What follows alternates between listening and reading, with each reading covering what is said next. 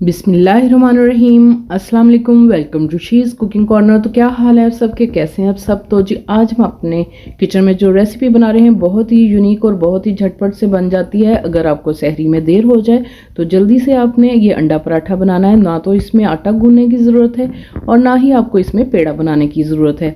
तो रेसिपी जानने के लिए वीडियो को लास्ट तक देखें स्किप किए बगैर। बिस्मिल्लाह करते हैं, स्टार्ट करते हैं अपनी रेसिपी को। तो जो जो इंग्रेडिएंट्स इसमें जाएंगे वो आप नोट कर लीजिए। एक बड़े साइज़ का प्याज लिया है, उसको ऑमलेट काट लेना है। पहले आपने सब सब्जियों को वॉश करना है, फिर कटिंग करनी है। और 3 टेबलस्पून शिमला मिर्च की कटिंग करके लेंगे, चॉप करना है आपने इसको। और एक हरी मिर्च और एक लाल मिर्च लेंगे, बारीक कटिंग कर लें। जो हरी वाली लाल हो जाती है वो मैंने कलर के लिए ली है। 3 टेबलस्पून इसमें जाएगा हरा धनिया। और एक बड़े साइज़ का टमाटर लिया है, बीज निकाल के आपने इसमें क्यूब्स में कटिंग कर लेनी है। और एक हरा प्याज लिया है मैंने। और ऑयल लेंगे हम अकॉर्डिंग टू